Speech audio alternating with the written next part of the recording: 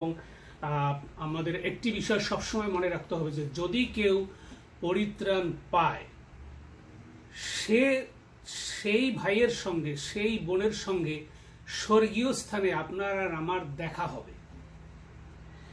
এবং যদি কেউ পরিত্রাণ না পায়, অত্যন্ত দুঃখিত, আমার প্রিয় বন্ধুও যদি পরিত্রাণ না পায়, তবে তার সঙ্গে বা আমি যদি স্বর্গে যেতে পারি, ঈশ্বর আমাকে নেবে বিশ্বাস করি, কিন্তু তাকে আমি হারাবো।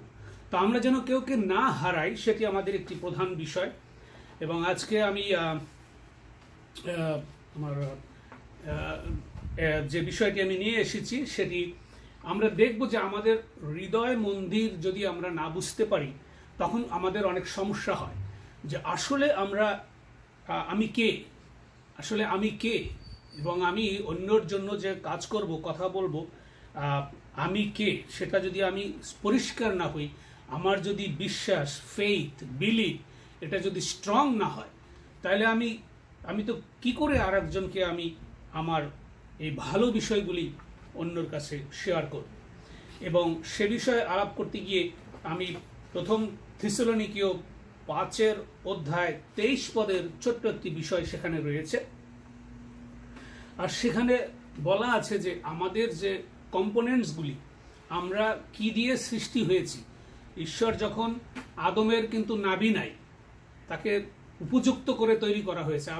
আদমের কোনো নাভি ছিল না, ঠিক আছে, উপযুক্ত করে তাকে তৈরি করেছিল। এবং ঈশ্বর নিজে তার ভিতর থেকে সেই তার আত্মার যে প্রাণবায়ু, সেটি ফু দিয়ে তিনি সেটি প্রবাহ করলেন।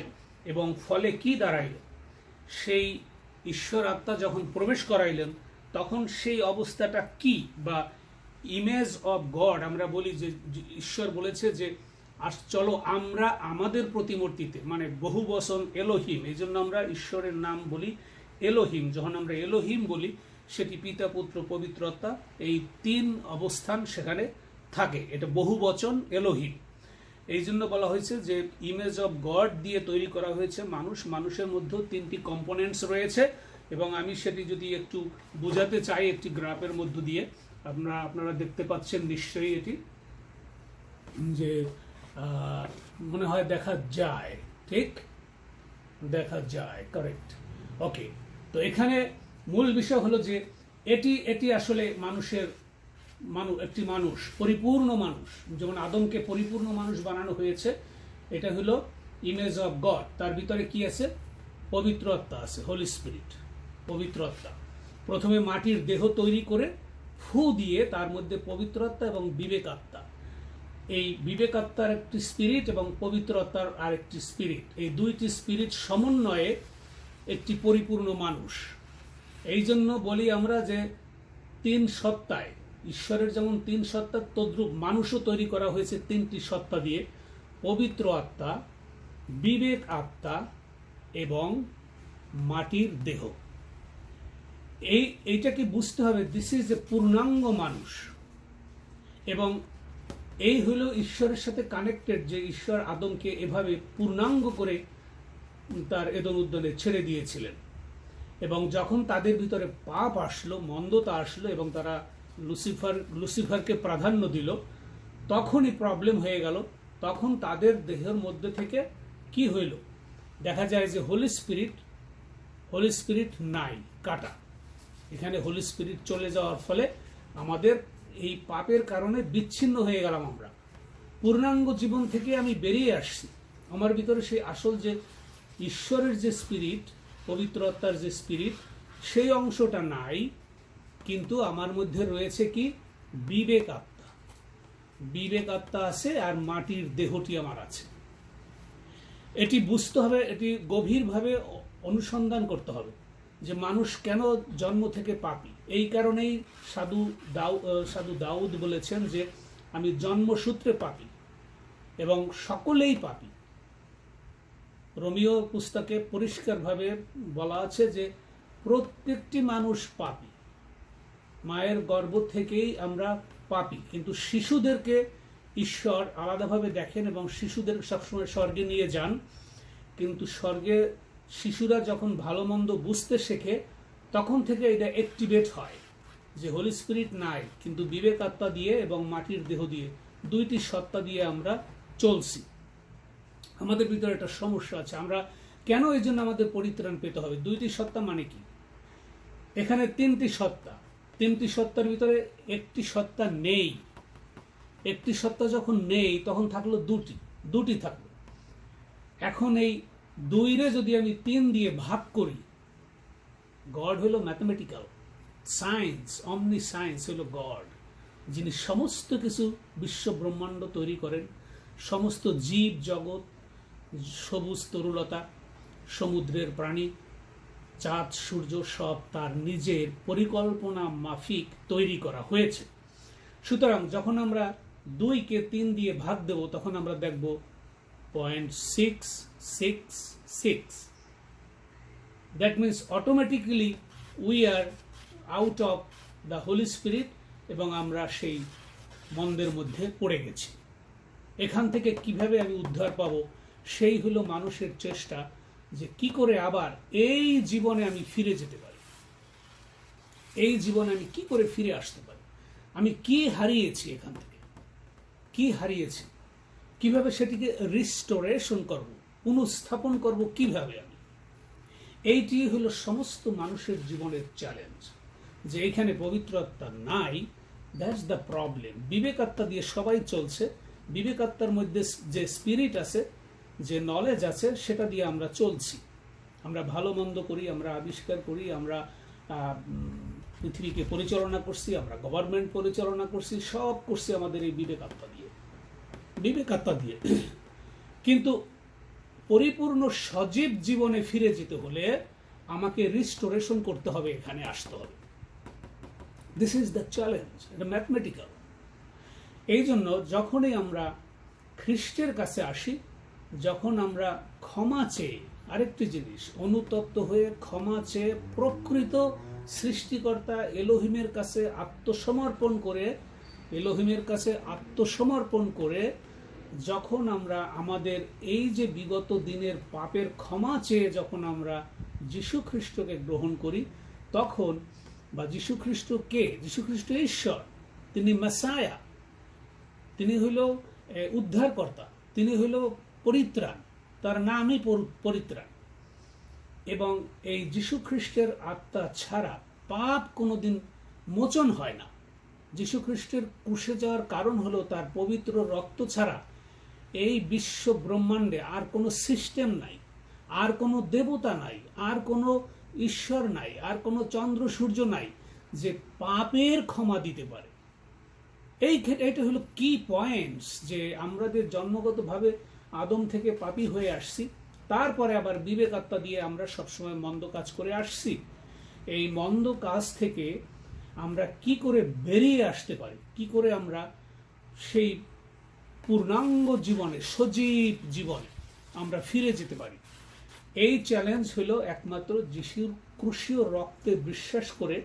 যেহেতু যীশু খ্রিস্ট নিজে ঈশ্বর, এবং উনি চেয়েছেন যে এইটা আমার পদ্ধতি, আমার সিস্টেম, যে আমার কাছে তুমি সারেন্ডার না করলে আমি তোমাকে ক্ষমা করতে পারি না। আস্কিং ফরগিভনেস, আস্ক করতে হবে, বলতে হবে, প্রভু আমার বিগত দিনের অন্যায়ের জমি অনুতপ্ত, আমি ক্ষমা চাই, এবং আমি আমার পূর্ণাঙ্গ সজীব জীবনে আমি ফিরে যেতে চাই, প্রভু তুমি আমাকে সাহায্য করো। এটা হলো যীশু খ্রিস্টকে গ্রহণ করার ম্যাথমেটিক্যাল অ্যান্ড ঈশ্বর নিজে সায়েন্স, সায়েন্টিফিক ঈশ্বরের সিস্টেম। এটা আমাদের সিস্টেম নয়। তার কাছে ফিরে যেতে হলে যখনই পবিত্র ক্ষমা চেয়ে কেউ যিশুকে গ্রহণ করে, তখন পবিত্র আত্মা তার ভিতরে আবার সে রিস্টোরেশন হয়, সজীব প্রাণী হয়ে গেল। এই সজীব প্রাণী এই মৃত্যুর পরে, মৃত্যুর সঙ্গে সঙ্গে এই যে হোলি স্পিরিট আবার পুনঃস্থাপিত হয়েছে, পুনরুদ্ধার হয়েছে, এই হোলি স্পিরিট করে কি, আমাদের বিবেক আত্মাকে নিয়ে সরাসরি উপরে চলে যায় স্বর্গীয় স্থানে। বিবেক আত্মাকে নিয়ে সরাসরি স্বর্গীয় স্থানে উপরে নিয়ে যায়, আর দেহটা নিচের দিকে পড়ে থাকে, মাটিতে মিশে যায়। এই হলো বিবলিক্যাল আসল যেটা ব্যাখ্যা।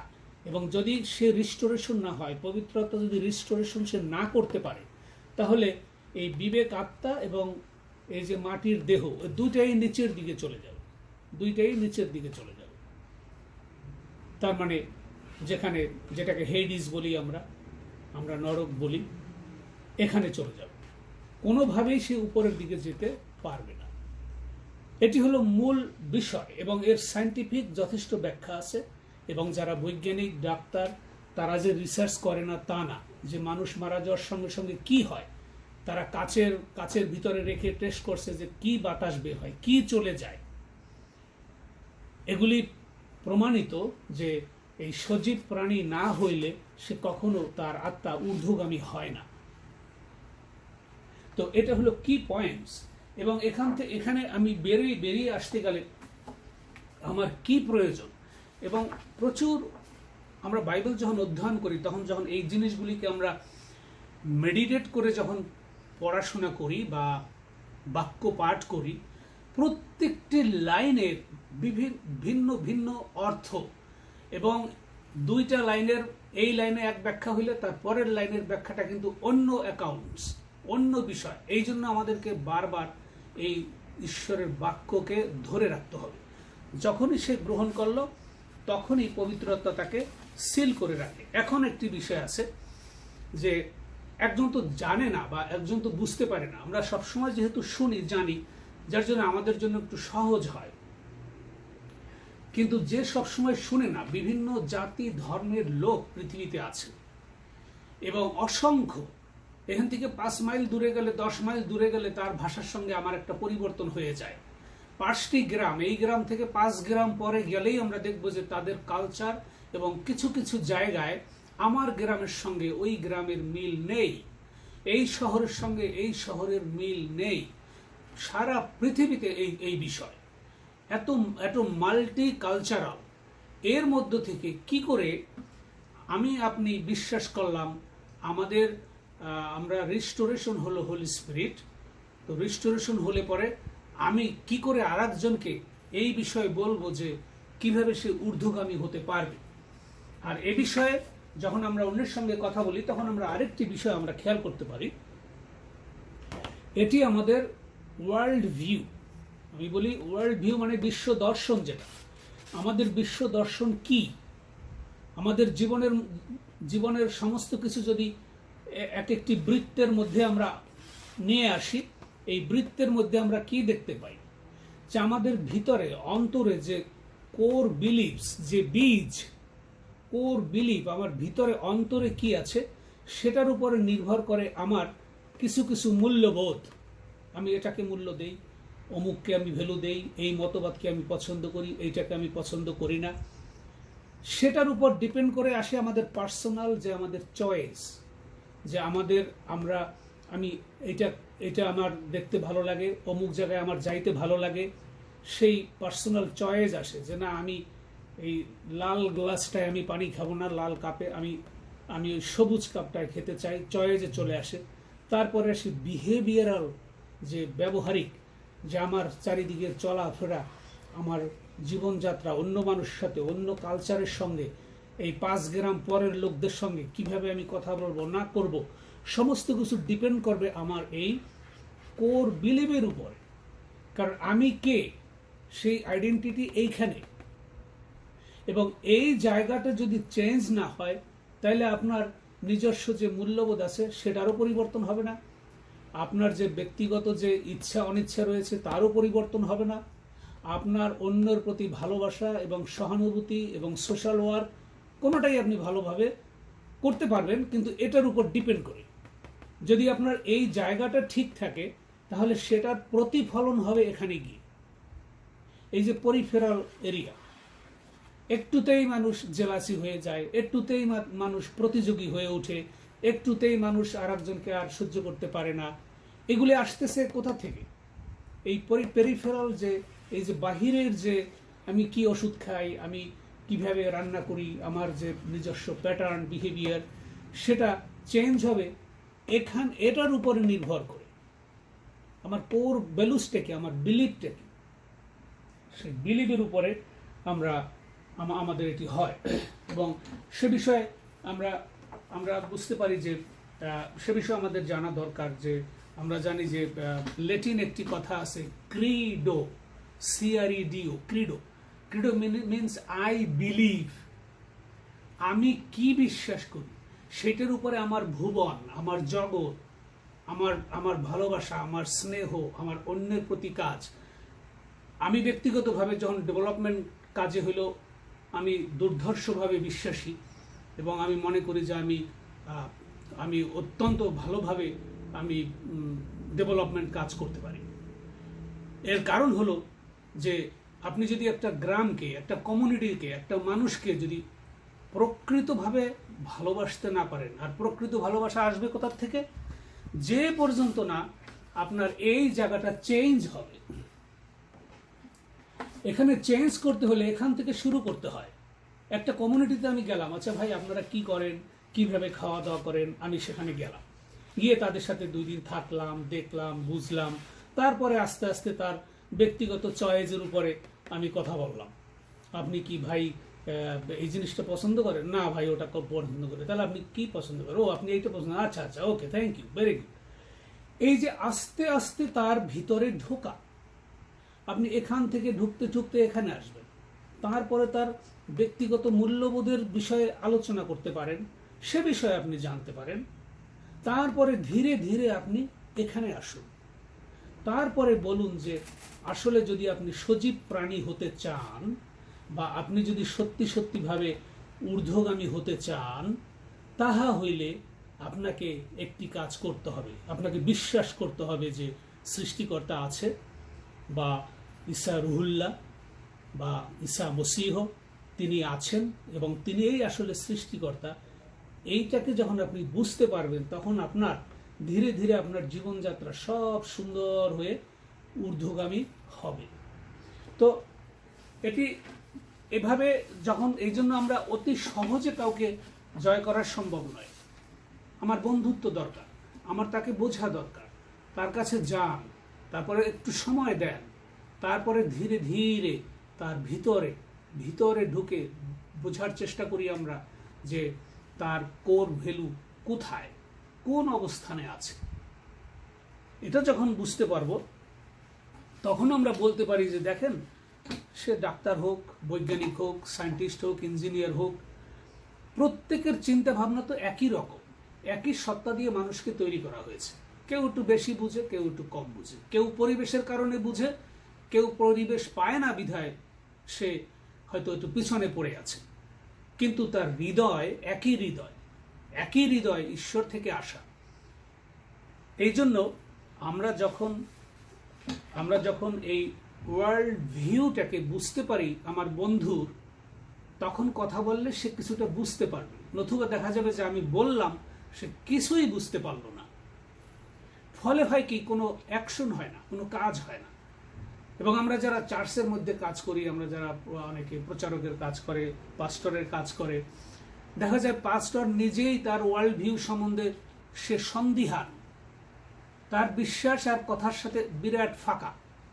কারণ সে চাকরি করতে আসছে, সুন্দর করে বক্তৃতা দিল, সবই করলো, কিন্তু যখন সে স্টেজ থেকে নেমে গেল, তখন দেখা যায় যে তার অন্য বিহেভিয়ার, সে আর ওই ভালোবাসাটা তার ভিতর খুঁজে পাওয়া যাচ্ছে না। ফলে মানুষ আর ওই গির্জায় যাবে না, এবং যারা গির্জায় অ্যাবসেন্ট করে বা যেতে চায় না, তাদের সাথে যোগাযোগ করে আলোচনা করুন, সুন্দর করে কতগুলো পয়েন্ট বলে দিবি যে ভাই এই কারণে আমার আর ওখানে যেতে ভালো লাগে না। এর কারণ হলো তার ভিতরের থেকে যে সত্যিকারের ভালোবাসাটা কিন্তু পাইনি, পেয়েছি হিংসা, প্রতিযোগিতা, সেইটাই। সে পালক হইতে পারে, সে একজন পালক, সে পরকীয়া প্রেম করতে আসে, সে বেবিচারও করতেছে, আবার গির্জাও চালাইতেছে। এটা তো একটা হ্যাপাজার্ড অবস্থা। এর ভিতরে শেখার কি আছে? এটা কোনো আবেগের বিষয় নয়। দিস ইজ 100% ট্রু, এটা সত্যি কথা। আর আরেকটা জিনিস আমি দেখলাম, আচ্ছা সত্যি কথা আপনি কেন হজম করতে পারেন না, বিষয়টা কি? তার মানে আপনার কোর ভ্যালু আপনি চেঞ্জ করেন না, আপনি সজীব প্রাণী হন না। আমি যদি একটা অন্যায় করি, কেন আপনি বলতে পারবেন না? Why not? আপনি আমাকে বলেন, হে ভাই আপনি এত বক্তৃতা দিতেছেন, আপনি তো এই কাজটা অন্যায় করছেন। আমি আপনাকে শ্রদ্ধা জানাবো, সাধুবাদ জানাবো, যে আপনি আমার ভুলটাকে ধরিয়ে দিয়েছেন। You are my master, my teacher, my helper. এত ভয় পান কেন? বলেন, আমাকে বলেন, আমার দোষগুলি আমাকে বলেন। I will respect you.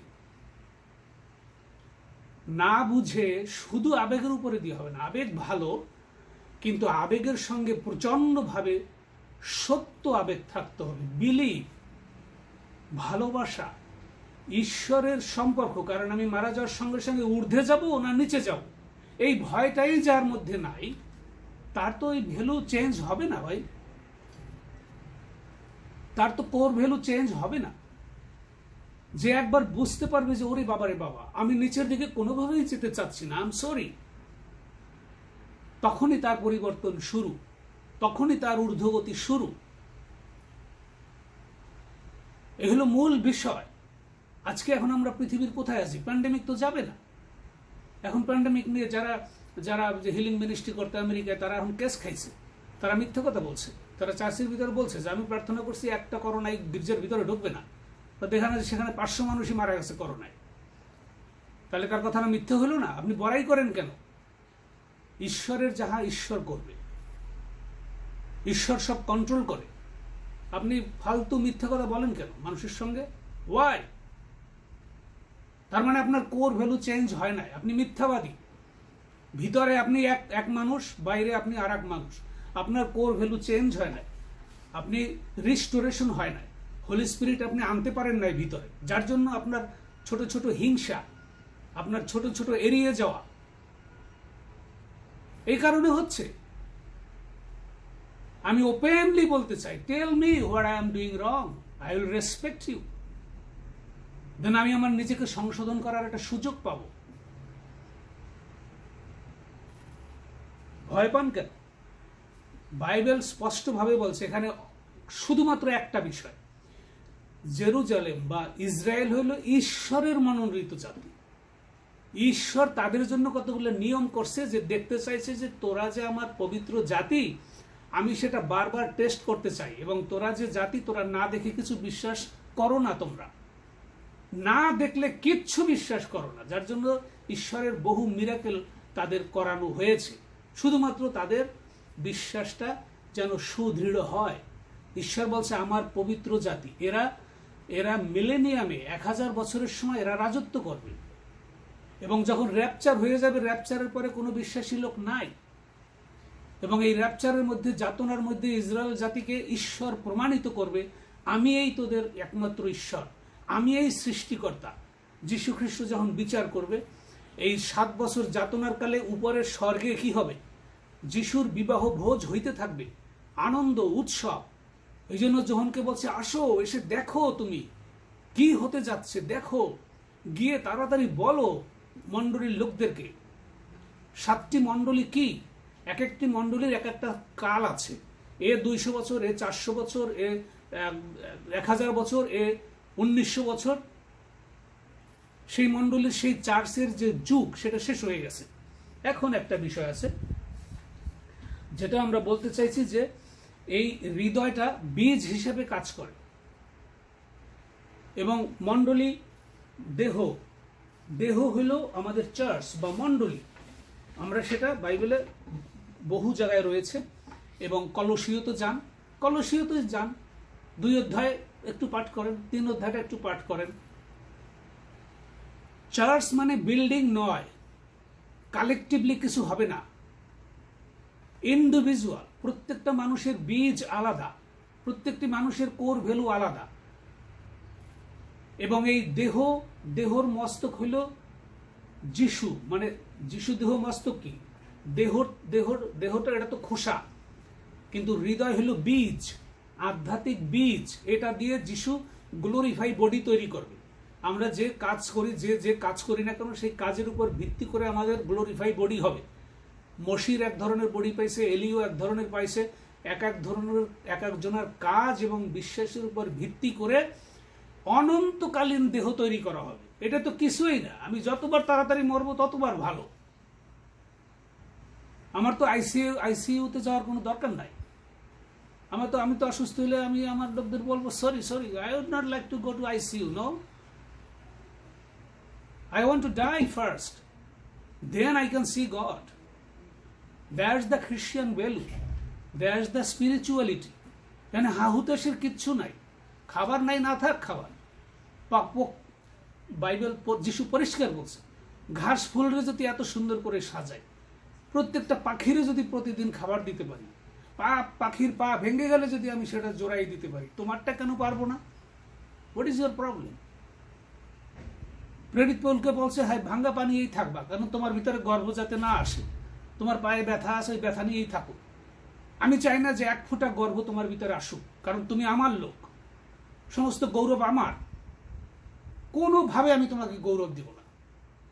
তো আমি কোটটাই পরে একেবারে সাহেব সাইজে, তারপরে একেবারে বেশ একেবারে বাইবেল বগলের গোলে নিয়ে বিশাল এক গাড়ি চালিয়ে আমি এক জায়গায় গিয়ে সাধারণ লোকের কাছে আমি প্রভু হয়ে বসে থাকলাম। সাধারণ মানুষগুলি ঈশ্বরকে না দেখে ওই বেটারে দেখে, ওই বেটার টাই দেখে, ওই বেটার কোট দেখে। How dare you are! এটা ঈশ্বর মোটেই ক্ষমা করবে না, তাদের ক্ষমাই করবে না। বাইবেল সেটা বলে না, আমার গৌরব আমি কোনোভাবে তোমাকে দিব না, সরি। এটা হলো ঈশ্বর, সৃষ্টিকর্তা, আধ্যাত্মিকতা, যিনি নতুন ইউনিভার্স তৈরি করতে যাচ্ছে। সেই ইউনিভার্সের ভিতরে আমাদেরকে নিয়ে ঢুকবে। আমি যদি সেখানে পার্টিসিপেট না করতে চাই, আমি যদি সেটা না বুঝতে চাই, তাহলে what I am doing, who I am, nothing. That's the spirituality. সব সায়েন্টিফিক, সব ম্যাথমেটিক্স। আপনি 2-3 দিয়ে ভাগ দেন, দেখুন 6 বেরিয়ে যাবে। প্রকাশিত বাক্য 666 number is everywhere. COVID-19 666 already started. 7 ইয়ার্সে আমরা যাইতে চাই না, ওখানে গিয়ে কোনো মানুষ সুস্থ থাকতে পারে না, ওখানে কোনো ডাক্তার থাকবে না, ওখানে কোনো কবিরাজ নাই, খালি উপর থেকে রক্ত বৃষ্টি হবে, চাঁদ ভেঙে পড়বে, তারা ভেঙে পড়বে, মানুষ অসুস্থ হইয়া বসে থাকবে। একটা অঙ্কের মতন লেখা, এক একটা ডিজাস্টার, এক একটা প্লেগের মধ্য দিয়ে কত পরিমাণ মানুষ মারা যাবে, সব বাইবেলে লেখা। প্রত্যেকটা প্লেগে ওই সময় কত মানুষ থাকবে, তার 3 ভাগের 1 মারা যাবে। আমি এখন প্রকাশিত বাক্যটা শেষ করতে চলছি। অদ্ভুত, আমি কোথায় যাচ্ছি? That's our spirituality. It's a scientist, it's a mathematics. This is God. He is the omniscient, omnipresent, omniprotect. একমাত্র যিশু আমাদের এই বীজটাকে রক্ষা করে, এই দেহটাকে নয়। এই দেহটাকে সে ফেলে দিতে চায়, বলে এই বীজটা দিয়ে আমি তোমার গ্লোরিফাই বডি তৈরি করব আমার রাজ্যে ঢোকার জন্য। জেরুজালেম, ইসরায়েল সেখানে শাসন করবে, বাট তুমি সেখানে থাকবে, তুমি আমার ভজনা করবে, অনন্তকাল ভজনা করতে থাকবে। That's your duty. একটা কথা বলি, অ্যাঞ্জেলস তৈরি করা হয়েছে, আমরা কত কত ভাগ্যবান। দেখেন, স্বর্গদূতরা যদি অন্যায় করে থাকে, তাহলে তাদের ওই ওয়ার্ল্ড ভিউ চেঞ্জ করার কোনো সুযোগ নাই। স্বর্গদূতরা অন্যায় করেছ সরাসরি নরকে, কিন্তু আমরা অন্যায় করলে আমরা ক্ষমা চাইলেই ক্ষমা পাচ্ছি। এটা কিন্তু স্বর্গদূতদের মধ্যে নাই। Be careful. যে স্বর্গদূতরা আমাদের কাজ করে ঈশ্বরের পক্ষে কর্মচারী, তাদের এই সুযোগ নাই। একবার অন্যায় করছো তো সিটকে তুমি পড়ে যাবা একদম নরকে, তোমার জন্য কোনো সুযোগ নেই। কিন্তু মানুষের জন্য সুযোগটি আছে। তো কত বড় সুযোগ দিছে মানুষের জন্য, এটি আমরা বোঝার চেষ্টা করি। আমি অত্যন্ত খুশি হব যদি আমরা বুঝে আর একজন ভাইকে বলতে পারি, বুঝে আর একজন বোনকে বলতে পারি। এবং যদি আমার ওয়ার্ল্ড ভিউ চেঞ্জ না হয়, আমি আর একজনের কি করে চেঞ্জ করবো? আমি পারবো না। তো ঈশ্বরের ভালোবাসা দিয়ে আগে হৃদয়টাকে চেঞ্জ করুন। হোলি স্পিরিট সঙ্গে সঙ্গে চলে আসবে। গালাথীয় 5:22। হোলি স্পিরিট আমার ভিতরে আছে না আছে বুঝবো কি করে? যিশুকে গ্রহণ করার সঙ্গে সঙ্গে পবিত্রতা সিল করা মানে কি? পবিত্রতা মানে বাক্য দিয়ে লিখে থাকা দেওয়া হয়। এই বিবেক আত্মাকে ঘিরে থাকে, এরকম একেবারে বিবেক আত্মাকে এরকম ভাবে চারিদিকে ফুটবলের মতন এরকম মুড়িয়ে রাখে, যার জন্য এটা বীজ। এবং গালাথীয় 5:22 আমরা দেখবো তখন সেই লোকের ওই হিংসা বিদ্বেষটা কম থাকবে, তারপরে তার অন্যায় থাকবে না। যতক্ষণ মাংস আছে ততক্ষণ অন্যায় আছে। আমি হয়তো সচেতনভাবে অন্যায় করি, সেটা অত্যন্ত খারাপ। আর অসচেতনভাবে যেটা অন্যায় করি সেটার জন্য প্রতিনিয়ত প্রার্থনা করে বলি, প্রভু আমি আজকে কি করেছি, প্লিজ আমাকে দয়া করে তুমি ক্ষমা করো। That's the clean life. Intentionally অন্যায় করা যাবে না, সরি। ইন্টেনশনালি অন্যায় করা যাবে না। পরকীয়া প্রেম আর ব্যভিচার অত্যন্ত খারাপ। ঈশ্বর বলছে একজন বউ বা একজন স্বামী থাকবে, একজন, যদি যে মইরা যায় আর একজন নয়, একজন, at a time, not two, sorry,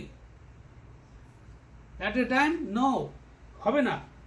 এই জন্য গালাতীয় লেখছে যে আত্মার ফল কি? প্রেম, আনন্দ, শান্তি, দীর্ঘ সহিষ্ণুতা, সমস্ত কিছু, মাধুর্য, মঙ্গল ভাব। তারাই হইল প্রকৃত ডেভেলপমেন্ট ওয়ার্কার, যারা যিশুকে গ্রহণ করছে। এর উপর দিয়ে ডেভেলপমেন্ট ওয়ার্কার আর পৃথিবীতে খুঁজে পাওয়া যাবে না, কারণ সে ভালোবাসায় মানুষকে ভালোবাসা বিলায়, মানুষের উন্নয়ন করে, রিলিফ দেয়, অন্যের জন্য কাজ করার জন্য মনটা সবসময় আকুল হয়ে থাকে। They are the true development worker. এইটার খুব অভাব আমাদের। গির্জার ভিতর নাই বললেই চলে, অত্যন্ত কম। সব প্রিটেন্ডিং, ভ্রান্ত, যার জন্য আজকে 20 কোটি লোক বাংলাদেশে এখনো খ্রিস্টান হইতে পারে না, 1% হইতে পারে না। দেয়ার ইজ নো লাভ, শুধু আছে প্রতিযোগিতা। ও লেকচার দিয়েছে ভালো, ওর থেকে আমি ভালো লেকচার দেবো। How dare you are! It's a যিশুর বিষয়, ম্যান, ইটস এ আধ্যাত্মিকতা। তুমি তো এটা নিয়ে কম্পিটিশন করতে পারো না। Sorry, extremely sorry.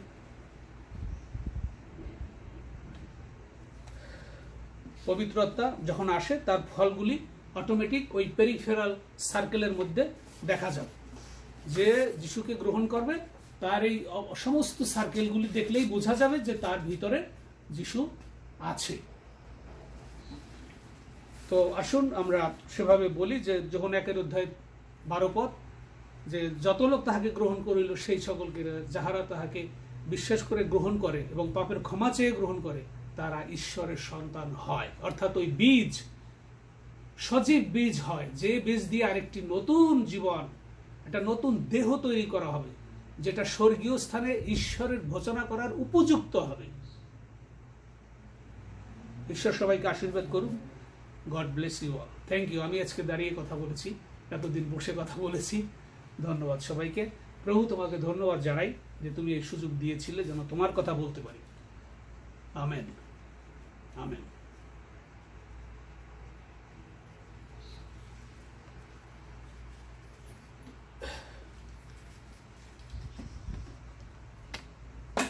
সেই বিন্দু,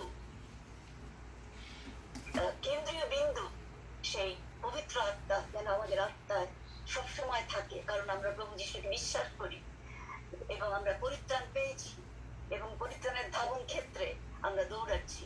রবার্ট ভাই তার চার্টের মধ্যে দিয়ে আমাদেরকে অনেক পরিষ্কার করে তিনি বুঝিয়ে দিয়েছেন এবং তিনি সবসময় বাইবেল চর্চায়, বাইবেল শিক্ষায় নিবিষ্ট থাকেন এবং তিনি আন্তরিক